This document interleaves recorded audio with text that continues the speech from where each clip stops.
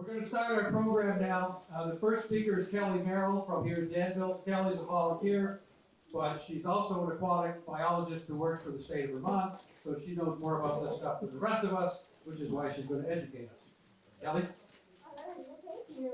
And thank you guys for all of your interest in taking action early. I want to start by just giving you a little bit of hope. You may have heard about Shadow Lake and Glover and how it had an infestation of Eurasian Watermilfoil a few years ago. And I was part of the rapid response. My role, I should introduce, is that I am currently volunteering here today as a Danville resident because our aquatic invasive species staff are not able to make it because they are really, really busy these days, as you can imagine.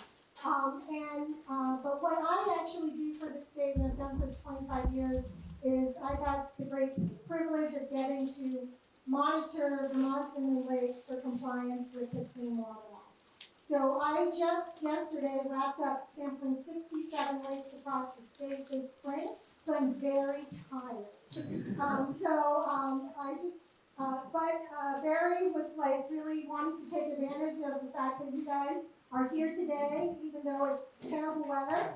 And while we have you as maybe a captive audience, we could show you examples of what you're looking for while you're out there, because the more eyes on the lake, the better. So one fun fact about Joe's Pond that you may or may not know is that it had the highest diversity of native plants in the state and didn't have milkweed. There's a couple other lakes in the state that have as high a diversity of plants as Joe's Pond does, but they all had milkweed. And so we need to win that title back, and we're going to get that title back where we are going to be the lake with the highest diversity of native plants and none of the invasive. So we're early on enough. I saw the infestation at Shadow Lake. It was very similar to this one, far away from the boat ramp at the other end of the lake, and it was very rapid response to do an eradication, very similar to what you guys have been involved with last year. So it is a big lake. It's different from Shadow Lake, as I think Barry's probably mentioned before, in that it does have a lot more of what we call the littoral zone, which is the shallow water area where light penetrates to the bottom, and that's all prime real estate for aquatic plants. The good thing it has going for it that Shadow Lake didn't is that it has a very, very dense, healthy native plant population. And everybody here knows that real estate on a lake is very valuable. And so we do not want any of our native species to give up their real estate to basically let this milfoil come in, because milfoil really does like to colonize quickly when it finds a bare spot. And that's, I think, why you've been cautioned against pulling anything you happen to find and suspect without first putting a buoy out and marking it and let people know who actually, those of us who can tell the difference between these lookalikes and the natives aren't going to be taking over. But this particular milfoil, it does like to take over.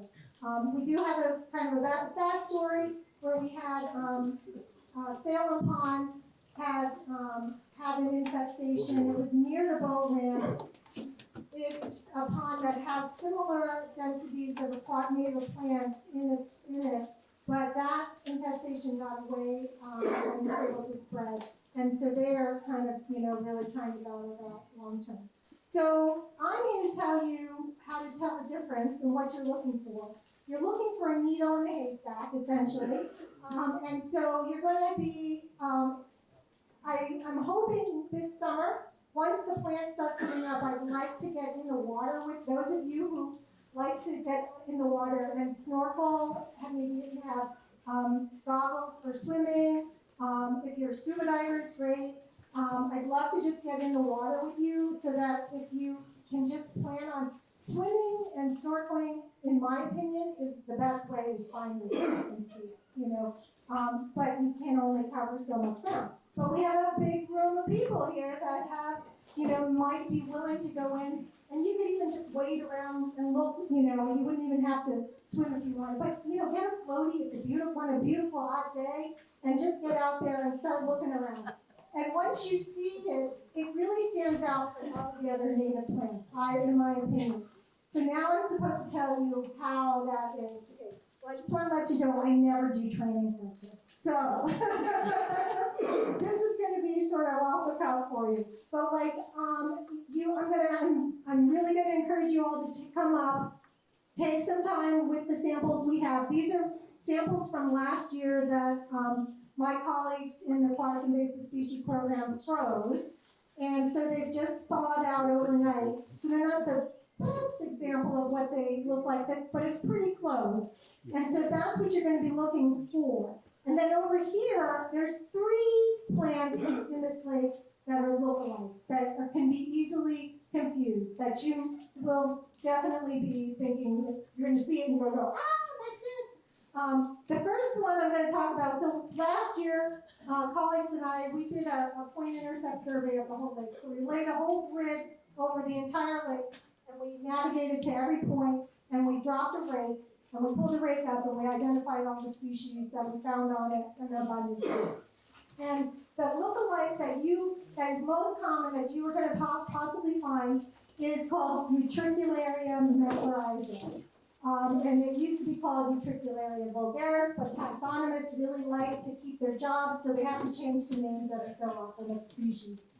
It's also, it's called bladderwort. It's like one of the most it's really cool because it's actually, it's a carnivorous plant, but it doesn't eat people. What was that? The big plant that ate people. Anyway, Little Shop of Horrors, maybe. So the way you tell this is that it has a lot of bladders on it. And somebody asked me, what's a bladder? Which is a great question. So it's actually looks like little bubbles that are on it. And then it captures the zooplankton or microorganisms that swim around in the lake and augment its diet and photosynthesis by absorbing those critters. And so that's really cool. And you have, this is what you're going to get confused about. The thing about it is, like the bad guy we're looking for, when you pull it out of the water, it goes really limp. So it's going to go very limp on you. And that's one of the key things when you pull the bad guy out of the water. It's very, very limp, kind of like that. But so is the bladderwort. But I have confidence in all of you that you are going to spot those bladders.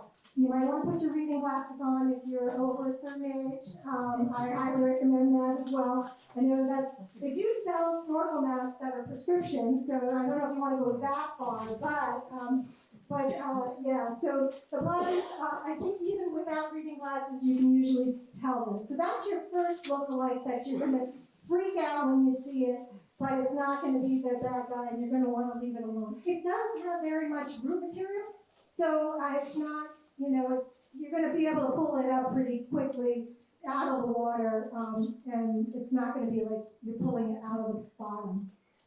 The other lookalike is this thing called Biden's Beckii, which used to be called, oh gosh, that was a much better name, but I'm blanking out on it now. Megalodonta.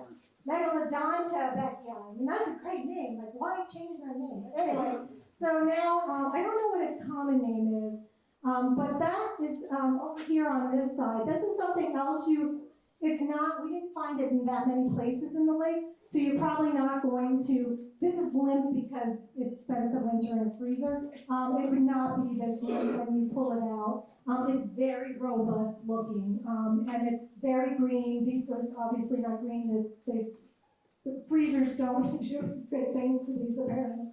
I've never actually seen these things frozen and reconstituted, so that's kind of interesting. But the Biden's Beckii or Megalodonta, we found it, I think, a little bit up near the cove that's where the inlet comes in, the big inlet there. I was kind of near where you're gonna be looking also for one. So just take a look at that. There's some pictures in the books over here of Biden's Becky I'd like you to look at as well, just so you can get the sense of what it is. And then we have what's probably going to be the one that's going to be the hardest for you guys to discern, and that's the native milfoil. So there's a native milfoil that's called Eurasian Watermilfoil. I have no idea what its common name is. Alternate flowered water milfoil. It's a lot more diminutive, I would say, or smaller, and than what you're going to see for the milfoil. We have a frozen sample here that is seen better days, but you can. It's. I think somebody who looked at it said it's. It's like more hairier or something earlier that we're looking at it. With these things, I find the best thing to do is just sort of, you get the gestalt when you're looking at it, and then when you see it again, or you see something like that, put a buoy on it or whatever. Is that what you're having folks do, is put buoys out if they see something? Yeah.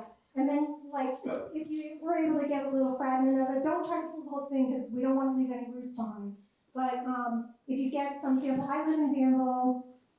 Barry knows where I live, so you guys can always get me samples, and I can look at them, in the evening when I get home from work. I'll be sampling around the state. I will be back here for 2 days doing next generation. I'm hoping next generation lake assessment because you guys also have increasing phosphorus trend in the spring, and so I want to take a closer look and see. That means I'll sample all of the tributaries. We'll do a habitat assessment. We'll do sampling at the deep hole and stuff like that. And then that could be used for a lake watershed, form a lake watershed action plan, which some of you may have heard about. Other lakes in the state that have increasing phosphorus trends are starting to do lake watershed action plans. But a precursor to that is if I come and do this visit and comprehensively look at that. But that's another problem we don't want to think about today. That's a problem for another day. Today is to train you guys on how to look for these plants. The big difference between the native milfoil and the bad guy that we're looking for is that when you come up here and look at it, it looks like it's been cut with scissors across the top of the leaflets. They all kind of come up, and I feel like for me, as a person that does this all the time, that's my key, that I use. I'm probably not in any of these 20 books that I have here as how they key it up. But for me, just gestalt-wise, when I'm going through a plant bed and I see that, I pull the leaflet. I mean, you can count all those little leaflets if you have your reading glasses. And that's the other way to key it out that the taxonomists want you to use. But I think the way to key it out is and it doesn't really show here, but when you actually look at it, there's some good pictures in these books here of what I'm talking about, like it being flat across the top. And if you guys come up and take a look at this, which I don't know, if you want to each come by, I can point out what I'm talking about there. And that's about all I can, what are you looking for there? Yeah. Yeah. So this is that's a really good picture of it. And then this is the description over here on the left-hand side. And then you guys can take pictures of these and share it as well. We could do that. I have a bunch of pressed plant samples, but quite frankly, I think these pressed samples never really look like what they look like when they're out there. They're kind of really for the experts who are just looking at those details. Yeah, let's just give folks a chance to look at the samples Okay. there, and then we'll sort of that. Okay, Yeah, sure. to oversimplify. Yeah, So that picture there is the bad milfoil we're looking for. right. And it looks like it's like a single string. And what are those dots at the top? Is that going down to the water? Is that to the This up lake here? bed? Yeah. What Yeah, is no, that? these are part of its reproductive, stage. It's either I don't really know what we call them. It's part of the plant. So yeah, it's like in a flowering stage. You can sort of see that sometimes that'll be sticking up actually out of the water. If we let this get to be a nice big mass again, then you'll actually see that kind of sticking out of the water. And what color will that be? That's probably gonna be, I find oftentimes it can be reddish. I don't know if you, anybody else in the room who's got, has been out snorkeling or seen it, if they've seen it. But that's another way, one of the reasons I like to do is training when it comes up in the water where people can see it. It's just one of those things that once you see it once, I feel like you'll know it when you see it again. And so this training is just to prime you, but any way that you can get out with somebody snorkeling or in a lake who's seen it, if I can train some people who can then train some people, that would be great. I think that might be the best way for us to move forward going forward. But that would be, of course, we have to let at least one or two of these plants live, and right before we pull it, we train some people. Thank you. Thank you, Kelly. Yeah. Oh, yeah. The thing you said you keyed on was that the leaflet almost looks like they trimmed the top. And is this representative of what you're talking about, where Yes. it flattens Oh, out? good. I didn't even see you had hit this up here. Oh, and you see how it's sort of it's reddish there, that reddish stem kind of look to it. I mean, again, that's sort of that's something that a taxonomist would give you as the cue. But you should definitely look. This is what it looks like underwater for sure. I had no idea you guys had this up. I didn't even know this was here. This is great. Right? This is fabulous. Yes, this is what it looks like, guys. and like it looks like somebody just took a pair of scissors at the tips of the leaves. You have to lay the leaf out sort of after you pulled it to see that. This is a good one of where you see the cross section, and it's what taxonomists and call a whorl, where there's four sort of branches going out, and each one of these little tiny things are leaflets.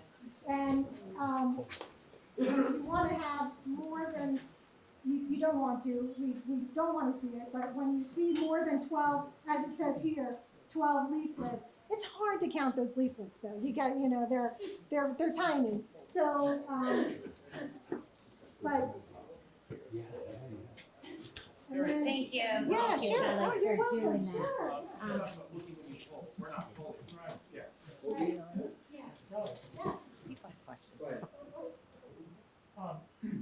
One thing I noticed was with the Eurasian Watermilfoil, you pull it out of the water, it just goes in. And you put it right back in, and it just forms, it goes right back to its form. Now, do the other species or lookalikes share that same characteristic? I think, I would say these lookalikes, the only one that does is the bladder worm. But that one, once you see this, you're never going to, once you get this, you're like, that's not it anymore. So that's been a very good indicator Yeah. for me. Yeah, Is to just see the leaf just goes yeah, like that. yeah, Put it right back in the water. yeah, that's a good, I think that's a good one too, yeah, at least for me. All right, I'm gonna suggest we kind of do have to move along. Okay, so yeah, rather yeah. than spending more time on this. Sure. We good with going on? Yes, right, and you're up next, Barry. We have that handout. For responsibilities of the Yeah. Lake Second. Okay, Authority. first you're doing first. But you're on protocol. Oh, here it is right here. Okay, thanks. We had a bunch of new signups for the lake section coordinators. I'm really glad to see that. I think there's 2 or 3 more positions we need to fill. So again, if you haven't already signed up, get out. And I failed to mention earlier, if you have signed up or you intend to sign up, I've got boxes of buoys out in the back of my truck out there, the great Tacoma right up here by the tennis courts. And actually, this is next on the agenda, so I'm not going to get into this right now. But before you leave, grab a box of buoys. There's 4 buoys in each box so that each section coordinator has a supply of buoys. And that way, if you or one of your volunteer surveyors finds some milfoil, you can immediately get back out there and deploy a buoy, okay? So the first step is what Kelly's been helping us with here, become skilled at Eurasian Watermilfoil identification, because your surveyors may not be as skilled at that as you should be. So get with that, and then the idea is that you keep track of how much, what area of the water that your volunteer surveyors are covering, or what you're covering yourself, for that matter. Be systematic about it. Make sure it's all covered. You know, hit it all at least once a month. Better yet, once every couple of weeks. You know, you can do it by wading. You can do it in your boat. You can do it in your canoe, kayak, whatever. However you can get out there. You can use underwater viewers. They're out here in the storage shed. I actually modified this one a little bit. I you know, tied a piece of inner tube around the top because it helped me seal it off. The less light you get coming in around your face, the better you can see them. So anyway, and the smaller diameter ones, because I wear eyeglasses, don't work so good because you can't get your face down into it. So the bigger one works better from that standpoint. I have a quick question. If you do find a plant and you do touch it to make sure it is the plant, I'm assuming you should disinfect before you go on to another territory, your hands, or does that make a difference? Well, no, disinfection isn't necessary, but what you just don't want to be doing is transferring fragments of the plant. Okay? I mean, the leaf whorls, that's one thing, but the stems, you know, you just don't want to be breaking the plant apart. I mean, if you need to break off a little piece and keep a hold of it and not lose it, you know, for identification purposes, that's one thing. So it's not gonna like stick to your hands and No. transfer it that way, like with spores or something? No. Okay. Okay, so, so if you're a surveyor, but report to your lakeshore coordinator, your section coordinator, that you found milfoil, or if you're not sure of it, the lakeshore section coordinator can help confirm it. If you don't happen to have a buoy with you, which you probably won't, you know, try to visually orient yourself to where it is so you can find your way back to it. And one of the best ways to do that I've found is, you know, you're there, either in your boat or you're standing in the water, and you look off in this direction and you pick 2 points, you know, a tree or the corner of a camp or whatever that lines up with another one beyond it, and do the same thing at least 90 degrees opposite that. And then remember, it's that tree and it's that. That's a hard thing for me to do. Maybe you younger folks are better at it. But so that triangulates you. If you go back and line those 2 things up this way and those 2 that way, it's going to bring you right back to that spot. And bring a buoy with you that you may obtain from your lakeshore section coordinator. And the way I made these up, there's a piece of noodle. The twine is fixed to the brick with a twist tie. Just take your twist tie off. Try not to throw that in the water. Unwind your twine. And there's about 15 feet of twine on each brick, okay? So you're out there, again, the milfoil's right here. You gently lower this to the bottom. You don't want to bust up the stem of the milfoil with it. And let's say the surface of the water's right here. You got all this extra twine. You don't want to just leave that slack because it's going to be drifting off way the hell over here when the milfoil's over here. So, you know, keep this about on the surface. Take up your slack. tie a 1/2-inch loop in your twine. Leave about a foot, you know, in case the lake comes up. I should have tied a little bit more. But that's okay, you can tie it. Twine is cheap. Anyway, so it'll be somewhere near close to where it is. And then, now we haven't geared up yet for this. Jim may address this a little bit more. The whole question of geolocating. The idea is we're likely to purchase one or more of the high-end GPS units that will provide the accuracy within 5 to 10 feet maybe so that you could take and the lat longe coordinates for where you found the milfoil. So that can be reported, the Lakeshore Section Coordinator will report those coordinates to Rob Stewart, who will then put it on the website, on the map on the website, so that we are tracking, and you can look at the website where milfoil is being found. So on the water, you're gonna have it marked, we'll have it marked on a map, we'll be able to track when we went back to harvest where we found it, or if we put a mat down there, or whatever else has happened. So that's part of the section coordinator's duties as well as the surveyor. So you obtained your buoy, and you can, if you feel confident that you're able to snorkel or get down in there and you've gone through the training, you got a good idea, or better yet, that you've had a little experience, gone out with Jim and done some harvesting, you can harvest it right there. You know, as long as you've got something to contain it with, you're not losing pieces of it. You've got somebody there to help. You know, if it's a bunch, if it's a big patch, you better leave it alone until, you know, if it's an individual plant, that's one thing. Or a scattered plant of 2 or 3. But if it's a patch, get a buoy on it, and we'll get the dive team there to come in there and harvest it.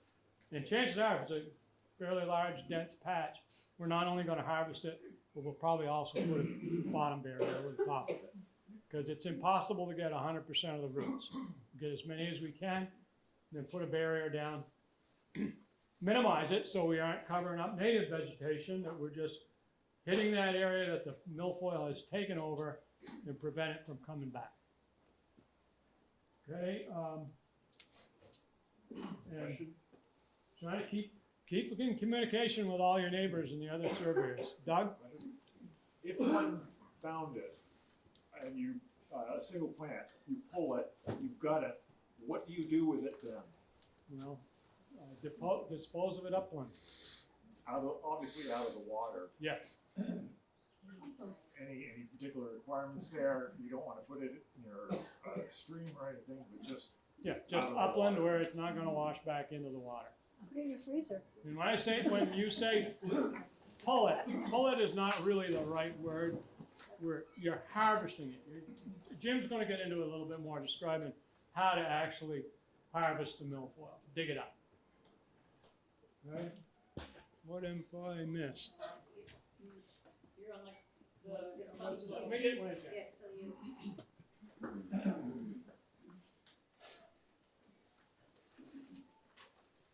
Okay, marker buoy placement, I've kind of covered that.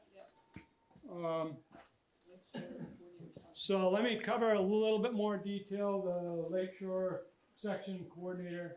So you're going to be, as a section coordinator, you're going to be recruiting other people within your section to help monitor, survey, watch for new establishment.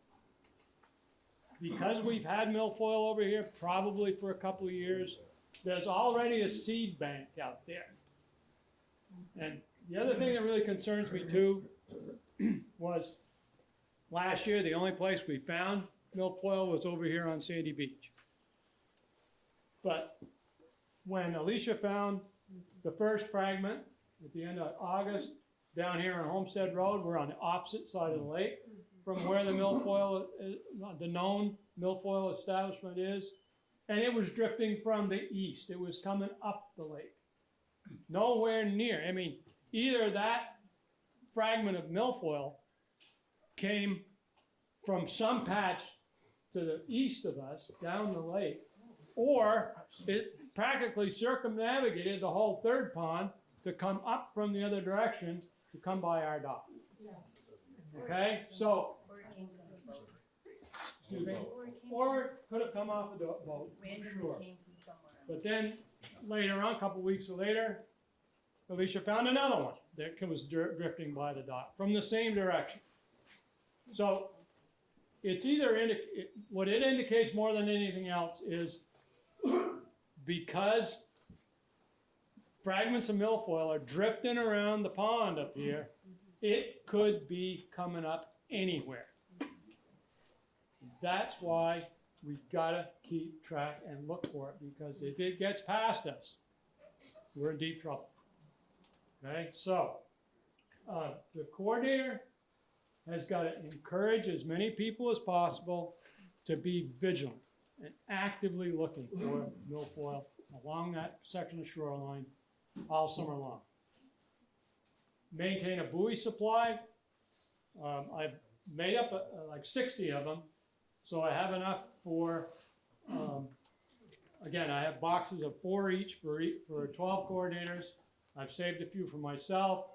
I want to have some to go out with Michael Loosmith this coming week. We're going to probably find some.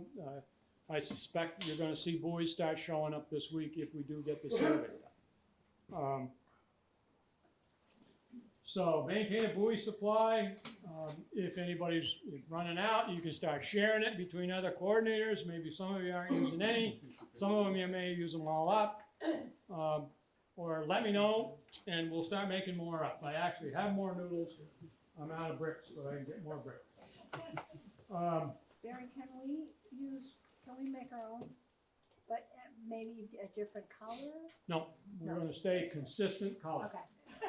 Okay, I need people to look for one color. okay. Okay? Will the surveyors be putting markers down, or they just report where these are? Anybody can put a buoy out there as long as they've confirmed it's Eurasian Watermilfoil. Will the surveyors be? They can. They can. So if you're gonna survey, check with the coordinator, get some bricks. The coordinators are going to get the supply, and they'll have to go to the coordinator to get a brick, Okay, get a we're buoy. talking about professional survey. I'm going to go with Michael to do the survey. I will have our buoys. So any buoys that get placed while we're doing the survey are going to be our buoys. Okay. Barry, will we have a sign up at the boat launch telling transient users what the red buoys are? There are signs up there now. That will explain to stay away from them and to try to stay away from the shore? Great. Has anybody talked with Point Comfort? Yeah, right. That's where a lot of boats come flying through, they have no idea, they just have rentals. I see it, they don't even worry about the weights anymore, some boaters coming out, and that's out of Point Comfort. As far as I know, we haven't had any contact with Point Comfort. Because they rent quite a few boats for day people, and they go out. And they're fishing, and they have 10 people on there, and they're in the shallow stuff. And the beach as well. That's a good suggestion. We should do some outreach there, yes. Well, aren't they part of the association? No. Oh, they're not? Jamie? I didn't hear the question. Is Point Comfort part of the association? Yes, they are. But we can do an outreach with them, as we said. Just to make sure that a lot of people put boats in over by the beach, and that is in the danger zone. So So we talked about that. I don't know if we have a good place to put a sign up there. well, not to move your markers if they're put out. Oh, you did? There's a shed there, and I posted a sign to the invasive species and talked about it, but that was about the only place we could, because the other thing's coming down that, Put it on the bathroom door. yeah, that's right.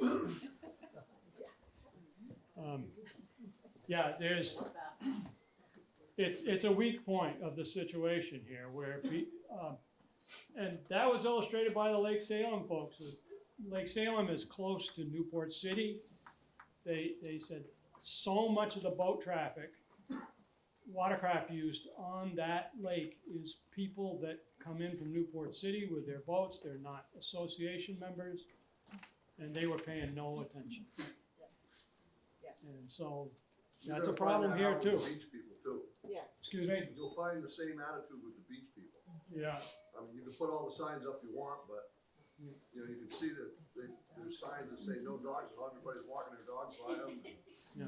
Feeding ducks. Yeah, so. Yeah, and feeding the ducks. That's gonna be a tough one.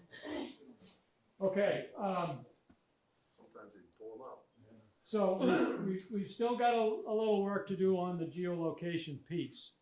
I'm thinking right now, we are gonna purchase at least one of these high-end GPS units. I mean, they're pretty expensive, and that's why we kinda held off on purchasing a bunch of them, because we really need to kind of field test them, see how they're gonna work, and also just see how much milfoil we got right now. We just haven't been able to conduct a survey yet, before we jumped in and spent a whole lot of money. So that doesn't mean we can't start surveying and monitoring and putting buoys out there, even if we gotta go back at a later date when we've got geared up with the right equipment to do the geolocation and then get the data onto the map. Have you guys considered using a drone to capture GPS? Drones they're down to like 12 inches. Yeah, that's a good point. And you could.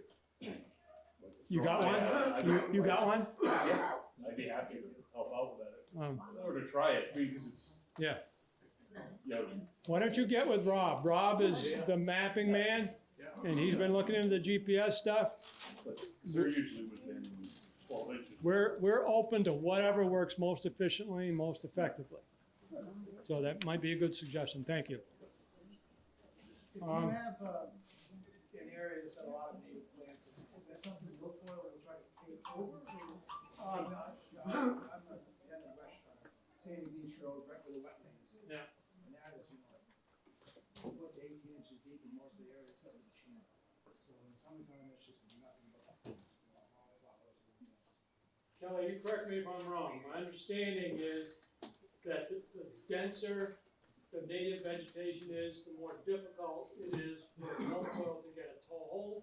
But I've also heard that if you get a fragment or a seed or whatever established where there is a lot of native vegetation, it can hide there and be hard to detect it or find it. Knowing that. Yeah, I agree with that.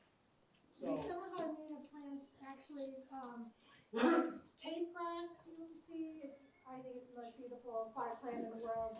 It's wild celery or Balsinaria americana. It actually has a competitive advantage over Eurasian Watermilfoil in that it has, in its root system, it has mycorrhizin, which the milfoil doesn't have.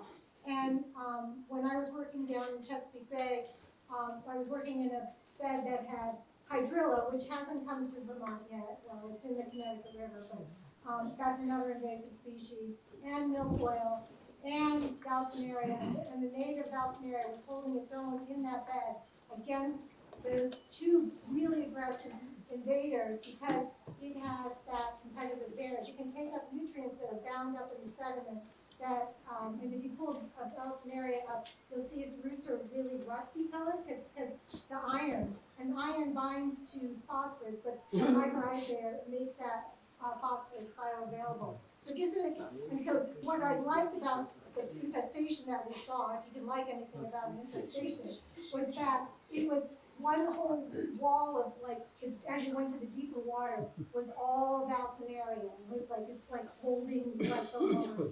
So, anyway, just that's important for Balsinaria. yeah, I noticed that too, where you got right to where that native vegetation was, and the milfoil stopped. Right, even though it was still only 5-6 feet of water. So that was good to see. Okay, we haven't worked out all the details of this year in terms of the lakeshore coordinator. Kind of ensuring and tracking the extent of the surveying that's being done by the volunteers within your section. it's kind of a learning process, not like we've ever done this before, and how we're gonna track it, but it just, if you're a Lakeshore Section Coordinator, maintain good communication with your surveyors in your section, keep track however you can on what's getting covered and what isn't, and then we still gotta get some kind of reporting protocol going in terms of being able to track that on the map, but it's a work in progress. We'll work on that. Yeah. Here it is right here. This is the map of the Lakeshore So sections. where on that map is the, G. the location? This is Sandy Beach section right here. So, this is where we found the milfoil. So you're saying that it came west to east, or east to west? We- Or east? Alicia was capturing those, fragments over here on Old Homestead Road. Okay? So those fragments, if they came from here, and they were drifting from this direction. If they came from here, more likely, they went all the way around like this. Or they came from some other patch of milfoil that we haven't found yet. Who owns that map? Who owns the, Where'd it come from? Who put the little zone there? Is that- this came from, Rob developed that, Oh, okay? okay. This is Rob's work. This is the digital map. It's our base map. This one just happens to have an overlay of the lakeshore sections. And, but there's many different layers of this map that will show where milfoil's been found, what sort of treatments have happened with it, so on and so forth. Rob, I'm gonna turn it over to you. So, I'm Rob, and so we need to collect the latitude, longitude of these locations of the milfoil. And we looked into using smartphones, but apparently they're not accurate enough, unfortunately. A smartphone gets to about 50 feet of accuracy, which isn't enough. So we've talked about getting these sort of more expensive GPS units, but I'd love to talk with you about the drone. So the Lakeshore Coordinator will contact what we call the GPS manager, and to take the point, and then they'll email me the point, and I'll put it on our web map so everyone can view that. So we want to go to the next one, and so this is the Just Pond. This is the JPA website, and if you go to milfoil, Chris, you can go ahead and go another one. So the management map on the website, and it brings up this web map, and there's no aerial photos on this, unfortunately, because it's too much data. But it's an interactive map. You can press the plus or the minus. You can click and drag and kind of zoom in on different areas. And if you go one more forward, Chris. So this is some of the milfoil from last year, and basically if you run your mouse over these areas, it's going to give some details on it. If you go to the next one. And so, for instance, this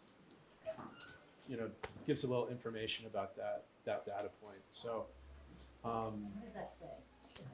this says percent cover, so 75% to 100% cover in this sort of polygon area, dense infestation, a label, this is D or something. Will you update that, or will we see a progression of like this, or will we just see the most current in that area? Yeah, it's a good question. I mean, basically the data, I think we'll keep last year's separate. And this is still to be determined, but we'll keep all the data on there for this year, and each point will have a date. And what I think is every week it'll update it. I'll have a date on the map, and so you can see, when's the latest time this was updated. If there's no new milfoil, then it'll probably mention that. It'll mention the last ones. Yeah, yeah. Over by where it says Sandy Beach Road, Yeah. there's a red dot. Yeah. It's milfoil. Oh, Yeah, so, hopefully the map, when you view the map from the larger aerial photo, from the zoomed out version, you'll be able to see some of this and then zoom in and kind of see the more details of it. But yeah, these are also infestations from last year. Yeah. Rob, are we keeping track of fragments, where fragments are found or not? I don't think so. Yeah. I don't know. I don't Yeah. think so. We don't need to get too detailed. What we need to do is be tracking where it's growing. So, but if you find a fragment, tell your coordinator, your lakeshore coordinator that you found a do fragment, that, so that people are just aware that we're getting fragments showing up. I'm just at the end of the lake where the fishing access is, those good north winds. I get everybody's grass clippings, I get all the pollen, I get all your tubes, your rafts, everything that goes. So, again, it's deeper, but I get a lot of stuff on the top of the water. So it's just, I would be probably looking more for fragments because of the depth off of my aspect. Yeah, it's unfortunate that,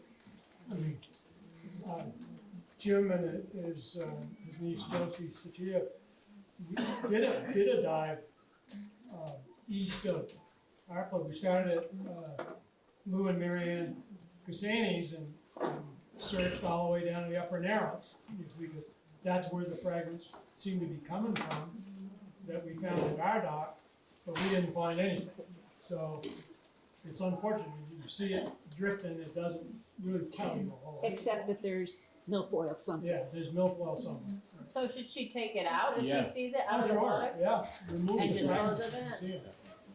Yeah. Will the professional surveyors put geolocations when they find it, or? Yeah, so that's right. So when they do their survey, we're gonna add that all to the map, probably of one color. And then, our data will be of a separate color. There'll be a key on the side And starting from scratch for this? yeah, I think so. We'll have perhaps a link to last year's and so on. So, yeah. Is there any national predator? That's a good question. So, when milfoil first the question? invaded Can you Vermont. repeat the question? We couldn't Oh, hear. she asked if there's any native, predator of the milfoil. So when milfoil was first found in Vermont in the 90s or the 80s, I'm not sure when it was, there was a bunch of folks, there was a researcher that the Vermont Department of Environmental Conservation worked with to rear weevils. Weevils they will eat the milfoil. Unfortunately, after a lot of years of trying that out, it didn't really pan out. It's, I think, keeping Glen Lake in southern Vermont doesn't have any milfoil management except for the native weevil, and it keeps it somewhat at bay, but it still has a fair amount of milfoil in it. But good question, yeah.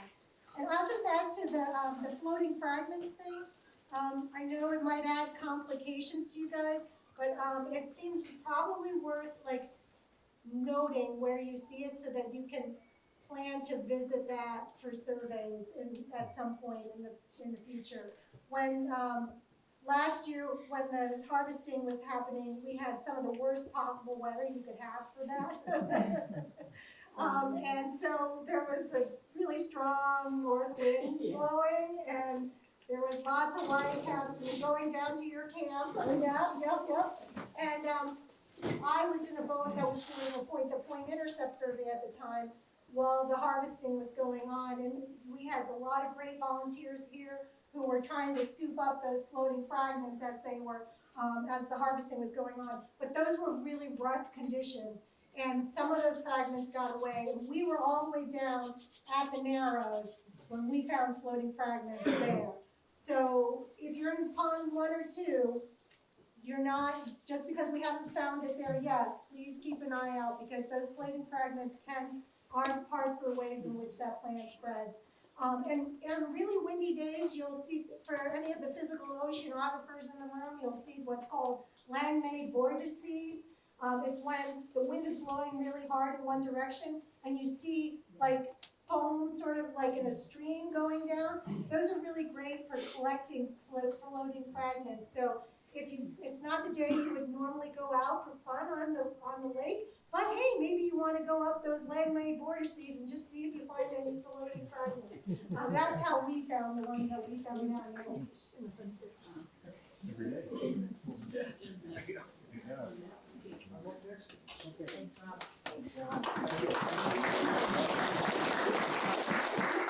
Okay, I'm Jim Brodus, and I've kind of done some of the diving.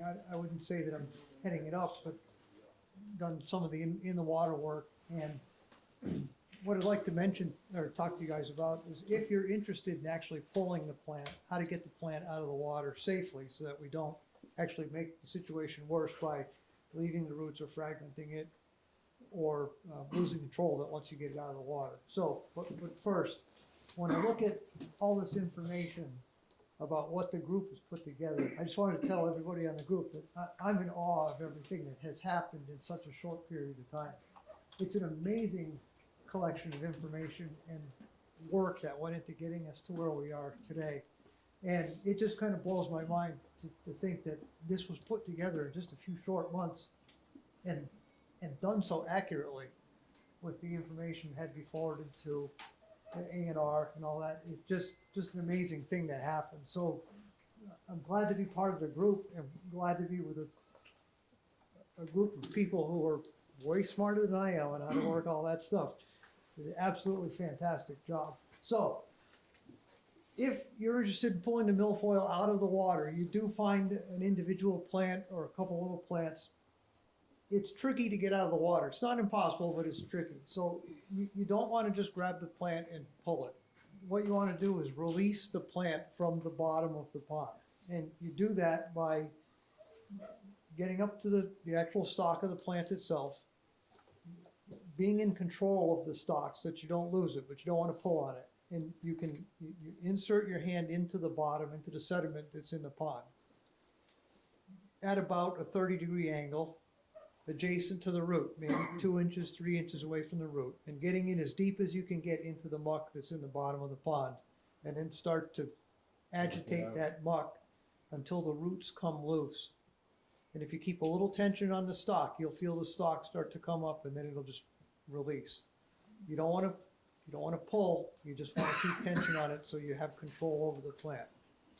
The goal is to not have any of the roots break off and remain in the bottom, snap the stalk off, or once you get it out of the bottom, lose control of the plant so it can drift off somewhere else and root. Once you've removed it from the bottom, if you have some kind of a mesh nylon bag, a laundry bag like you would put delicates in the laundry, a catch bag that scuba divers would use if they're scalloping or lobstering.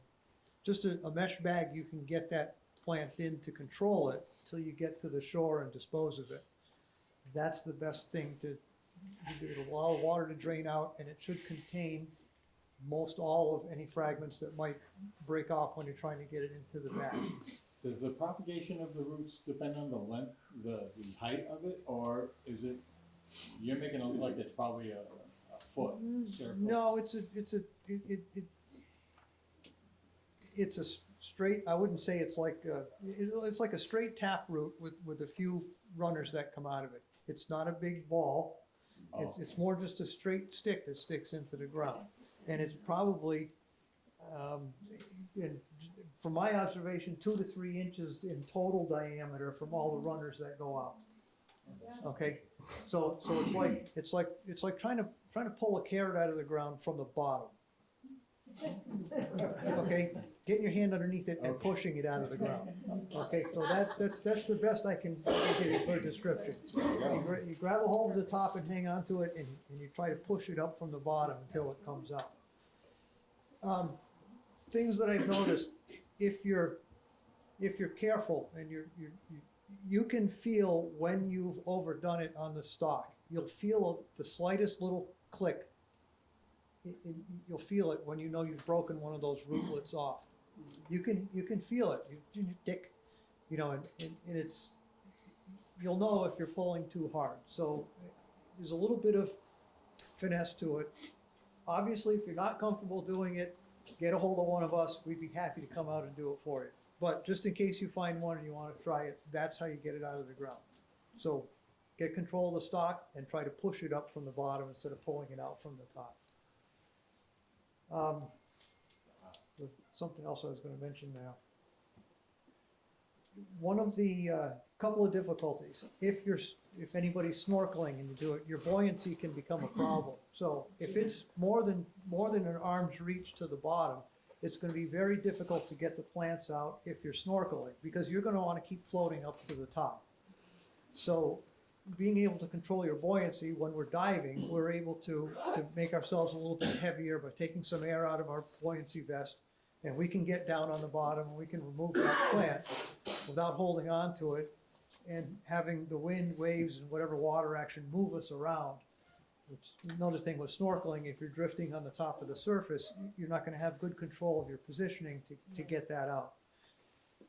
The other thing is, when you get your hand in the sediment in the bottom of the pond and you start working the roots out, things get muddy in a real hurry. Okay, anybody, you know, Joe's Pond has a lot of sediment. When you're out in there, you get it mucky pretty quick.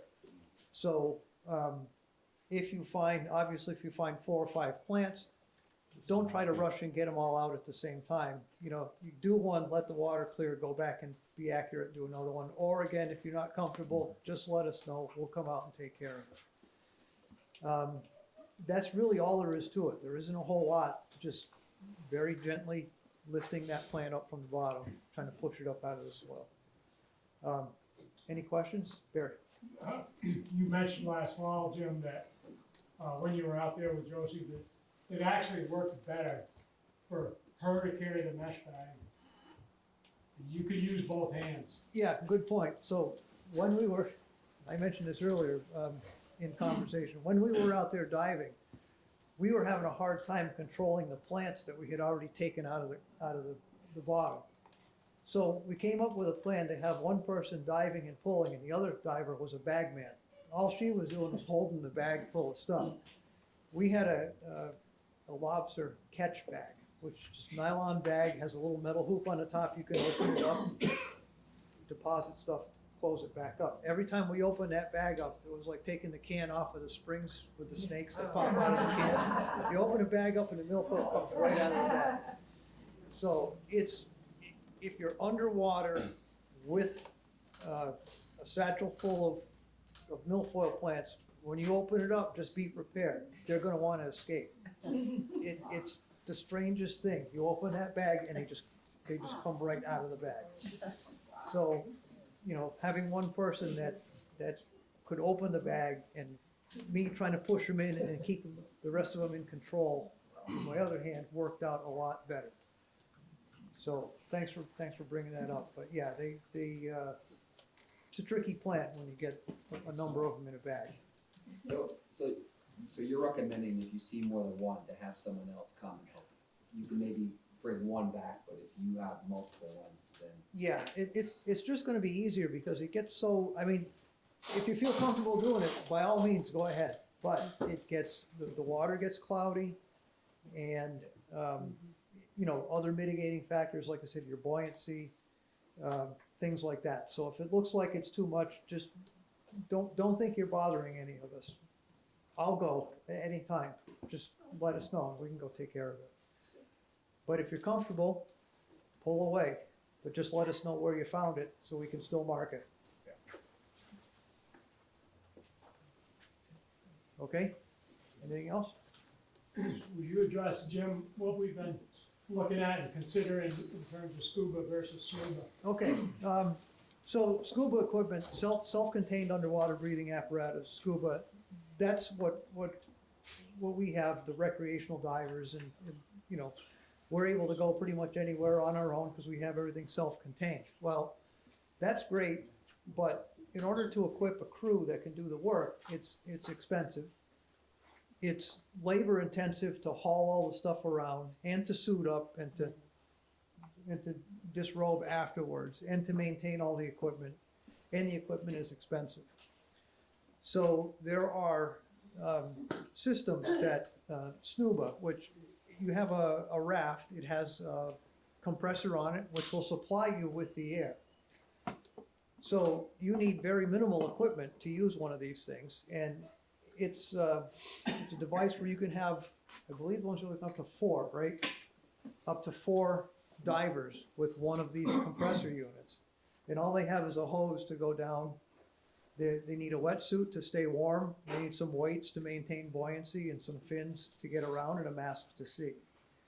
So those systems are cost effective when you look at the lack of maintenance, the quantity of people you can use that can use the system all at one time. And the freedom of not having all of the stuff that's on you. If anybody has ever seen anybody suit up and get ready to go into the water with scuba equipment, it's not like pulling on your swim trunks and walking into the water. It's a process. It's a lot of work, and it's a lot of work to get everything off of you afterwards. So we thought in the beginning scuba was the answer. The more we looked at it, the more suggestions that came from members of the board. We looked at the SNUBA, and that looks like the easiest, most efficient way, if we have to get multiple people in the water, to harvest and use that system. The guys with the suction barges use exactly the same thing, but instead of on a raft, theirs, of course, is built onto their barge. It has all the suction pumps and all that, and they use that exclusively. For the time being, if we have, let's hope we have just minimal invasion and minimal infestation and minimal work to get it out, the scuba is going to be okay, because I can handle it with me, my niece, whoever else I want to bring up. If we need to get anything more substantial, we'll probably look into the SNUBA system, and we'll have one here. Question? What is the cost of the SNUBA, and does it have potential other future benefits that would mitigate the cost, so it's not milfoil only, but is there other things that would have benefit for in the future? Can you rent them? Can you rent them? I don't know if you can rent them. If you're talking about equipping 4 divers, SNUBA is about half, 50% of the cost of getting 4 people set up. Plus you have to have 4 people who have certification. You have to maintain the equipment with the tanks and things like that. You're gonna have to have ongoing inspections of your tanks, visual inspections, hydro inspections for the tanks. So with scuba, there are a lot of added costs in maintenance year after year after year. With the scuba system, because it doesn't contain any of those things, it's basically an air pump. So once you buy it, you have it. Other uses, other than recreationally, I don't think so. The certification process to be a scuba driver, which is a scuba diver. There is no certification So for scuba is. Yeah. And you could, I would recommend that if we get some people that want to do the scuba, that we do some basic safety training. The good news is we're in fairly shallow water. So most of the time, if we get in trouble and you're in scuba, you can just stand up. That's helpful, okay? There's a lot of things with scuba and a lot of things that we would need to just address with folks that want to do the scuba, just to make sure they understand some of the physiology that goes along with it. For example, I'll give you one quick one. Why don't we just use a garden hose and go down there? Well, that sounds like a great idea, except the capacity of your lungs isn't going to exhale the CO2 all the way out the garden hose, and after a few minutes you're going to be underwater, you're going to pass out and drown. Okay, I didn't know that, but that's why snorkels are only this high. Did that as a kid with a 6-foot pipe. Yeah, you can't do that. Yeah, in the end, it doesn't turn out well. Okay, so it's just simple things like that I didn't learn until I became scuba certified. It's like, well, we used to do it in a pool all the time. I don't know why I'm still here, but there are other things. If once you get below 12, 15 feet in the water, you're no longer buoyant. You won't float to the top anymore. You'll sink. So you have to actually swim your way out of it if you're more than 15 feet deep. I don't anticipate any of that happening with the scuba. but we would probably just have, some really remedial training just for general safety purposes. The harvesting contractor we have come in exclusively uses SNUBA. Yep. And so we're gonna take the opportunity to learn as much as we can about the operation, about his equipment, and to help inform us if we choose to invest in that and go that way. And I think because of the simplicity of the system, it's gonna make it easier for us to recruit people to get in the water and, you know, enabled by that system and having more effective response mechanism for finding new areas of infestation. And how much is the 4-person SNUBA price? You remember, Barry, exactly what it was? Around 5,000? Yeah, it's less than 10. Yeah. But, you know, what was an individual setting somebody up with a wetsuit, all scuba equipment, and that's 3,000, 3,500, and that only works for the you know, like, you know, I couldn't use Barry's stuff because he's bigger than I am.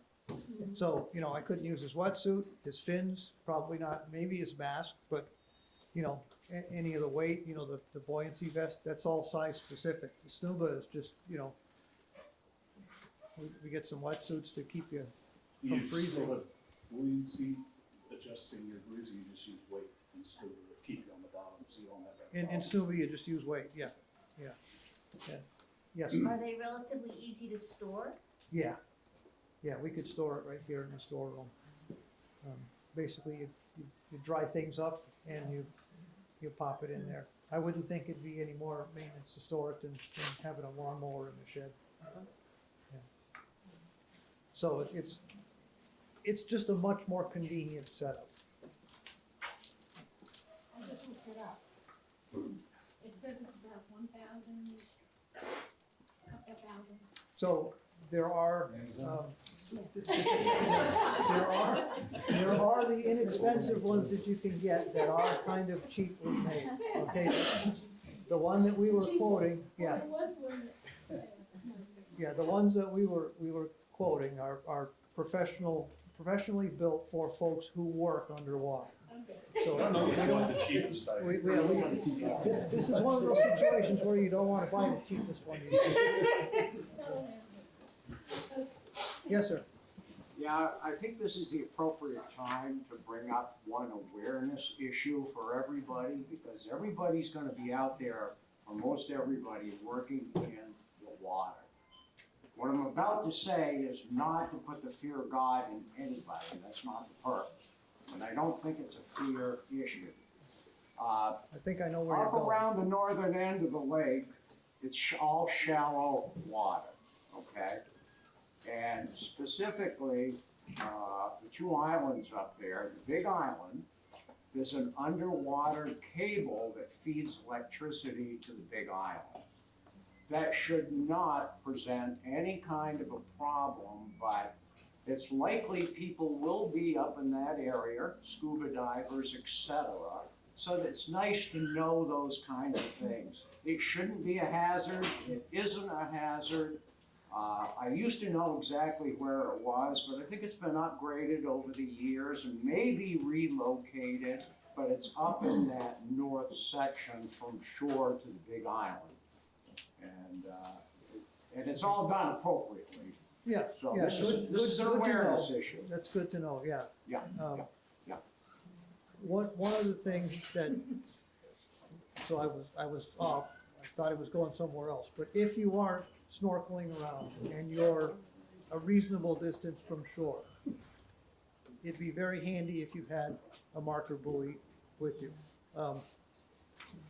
Maybe the association can get a couple of them. You can buy, I have one that's like a beach ball that you blow up with a flag on the top. You just tow it behind you. It's the diver down flag.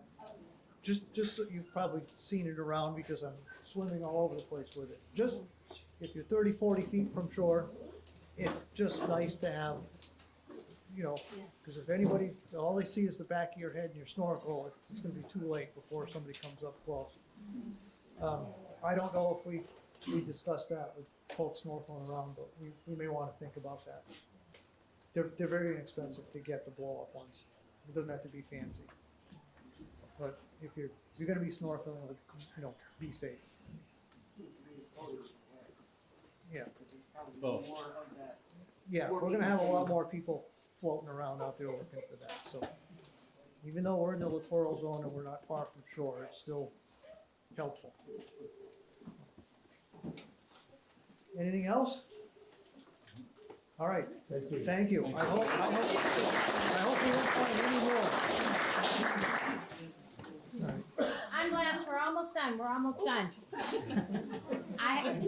And an important part of managing milfoil here at Joe's Pond is that we need to track our volunteer hours.